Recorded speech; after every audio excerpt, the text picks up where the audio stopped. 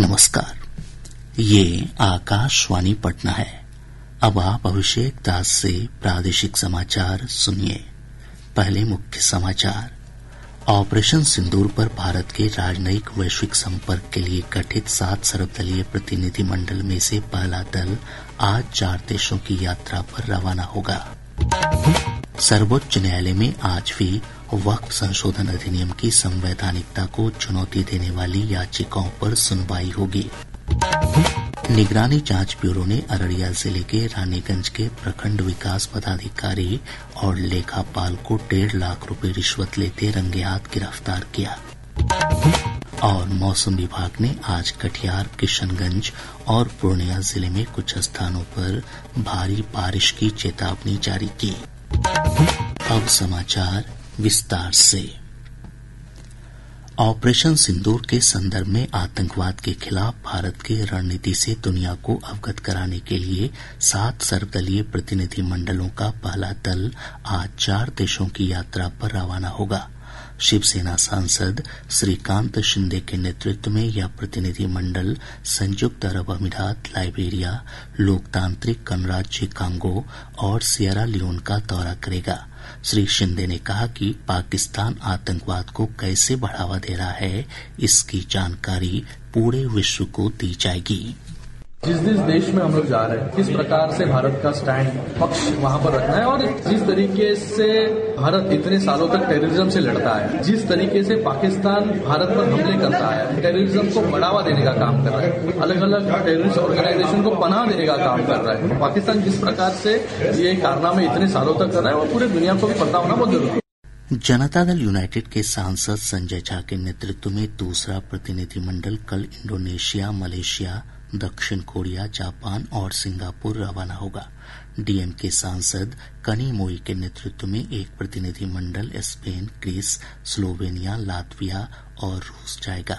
सांसद संजय झा ने कहा कि भारत ने आतंकवाद से निपटने के लिए नया तरीका अपनाया है। 9 जो टारगेट थे पाकिस्तान में, जहां से जैसे मोहम्मद लश्कर तैयबा का मेन हेडक्वार्टर था, उसको डिमोलिश किया। डीप इनसाइड भावलपुर तक जाकर के टेररिस्ट कैंप को खत्म किया। जहां हम लोग जा रहे हैं ये बताना कि पूरा दुनिया में जहां आतंकवाद होता है उसका जो रूट है वो पाकिस्तान है। पूरा वहां की सरकार और वहां का आर्मी वहां पर इन्वॉल्व है। आतंकवाद के खिलाफ ऑपरेशन सिंदूर की जबरदस्त सफलता के उत्साह के बीच समग्र राष्ट्र भारतीय जवानों के शौर्य और साहस को नमन कर रहा है। सशस्त्र बलों के प्रति सम्मान और कृतज्ञता के रूप में आकाशवाणी समाचार एक विशेष श्रृंखला प्रसारित कर रहा है। आज हम परमवीर चक्र विजेता मेजर होशियार सिंह का स्मरण कर रहे हैं। हरियाणा में जन्मे मेजर होशियार सिंह जून 1963 में 3री ग्रेनेडियर्स रेजिमेंट में शामिल हुए। 1971 में भारत पाक युद्ध के दौरान बटालियन को बसंतर नदी पर एक पुल बनाने का काम सौंपा गया था, जो दोनों तरफ गहरी बारूदी सुरंगों से ढकी हुई थी। मेजर सिंह सी कंपनी के कमांडिंग ऑफिसर थे, जिन्हें जरपाल इलाके पर आक्रमण करने का निर्देश दिया गया था। कंपनी पर दुश्मन की ओर से मशीन गनों से भारी गोलाबारी हुआ। दुश्मन की गोलीबारी में गंभीर रूप से घायल होने के बावजूद मेजर होशियार सिंह हिम्मत नहीं हारे और अपने जवानों को प्रेरित करते हुए एक खाई से दूसरी खाई तक आगे बढ़ते गए। जब वे अपने जवानों को प्रोत्साहित कर रहे थे, तभी दुश्मन का एक गोला मीडियम मशीन गन पोस्ट के पास आकर गिरा, जिससे चालक दल के लोग घायल हो गए। मेजर होशियार सिंह स्थिति को समझते हुए तुरंत मशीन गन पिट की ओर दौड़ लगाई और खुद गंभीर रूप से घायल होने के बावजूद गन को संभाला और दुश्मन को भारी नुकसान पहुंचाया। हमले को सफलतापूर्वक मुकाबला किया गया और दुश्मन के कमांडिंग ऑफिसर सहित 85 जवान मारे गए। मेजर होशियार सिंह को उनकी वीरता और कर्तव्य के प्रति अडिग समर्पण के लिए परमवीर चक्र से सम्मानित किया गया। राष्ट्र उन्हें सलाम करता है, राष्ट्र उन्हें नमन करता है। अनुपम मिश्र, आकाशवाणी समाचार, दिल्ली।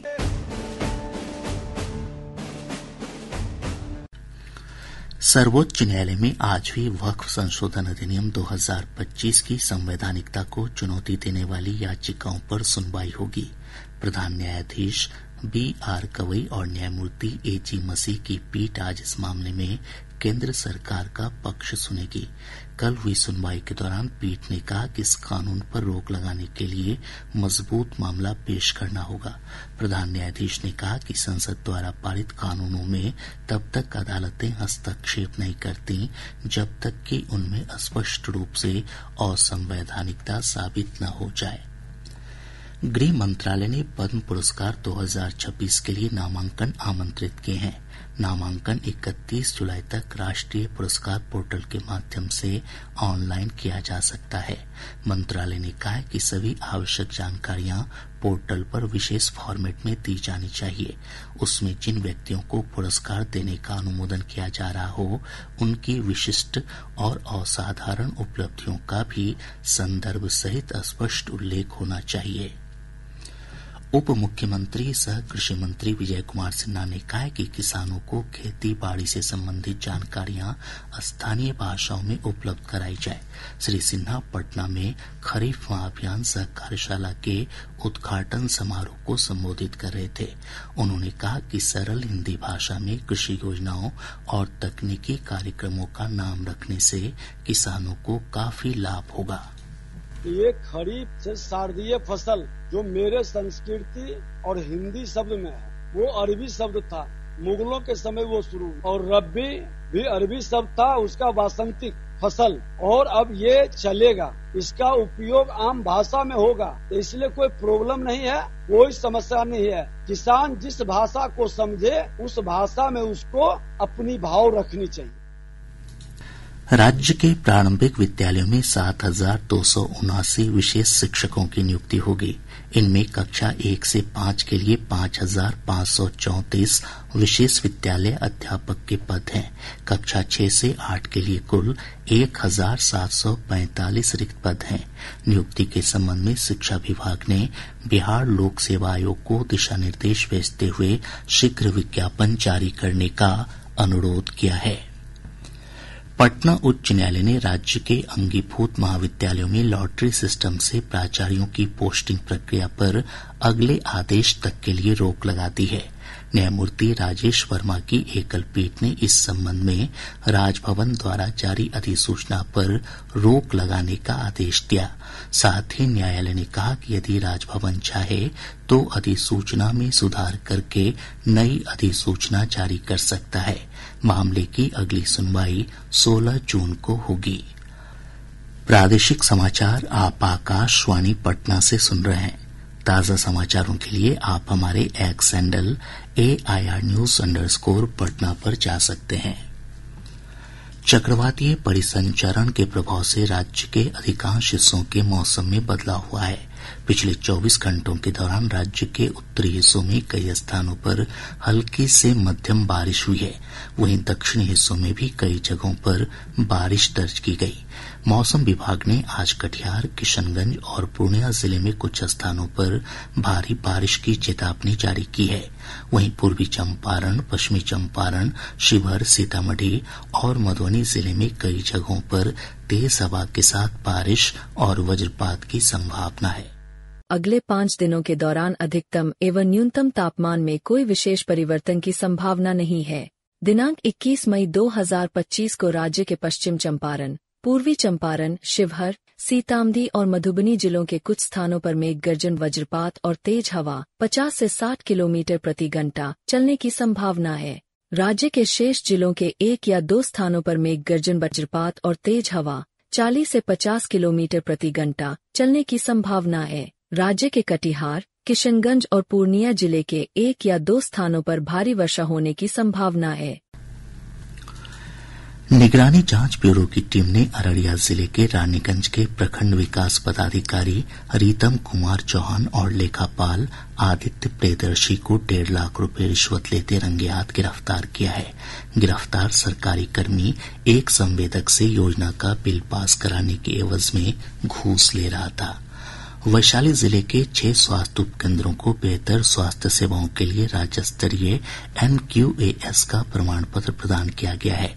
सुपौल जिले में 12 सदस्यीय केंद्रीय उच्च स्तरीय समिति ने पूर्वी कोसी तटबंध और चतरा तथा कुल टेगोरा में चल रहे बाढ़ पूर्व कटाव निरोधक कार्य का निरीक्षण किया। बेगूसराय में एसटीएफ और पुलिस की टीम ने अपराधियों के साथ हुई मुठभेड़ के बाद कुख्यात अपराधी रणवीर महतो को गिरफ्तार कर लिया है। पूर्वी चंपारण जिले के हरैया थाना क्षेत्र अंतर्गत मैत्री पुल के पास से पुलिस ने 25,000 रूपये के इनामी अपराधी विजय दास को गिरफ्तार किया है। गिरफ्तार अपराधी पर मादक पदार्थों की तस्करी के कई मामले दर्ज हैं। बिहार एसटीएफ ने नवादा, गया और औरंगाबाद से 3 नक्सली समेत 10 अपराधियों को गिरफ्तार किया है। अररिया जिले की एक अदालत ने हत्या के एक मामले में दोषी बैजू मुर्मू को आजीवन कारावास और 10,000 रूपये जुर्माने की सजा सुनाई है।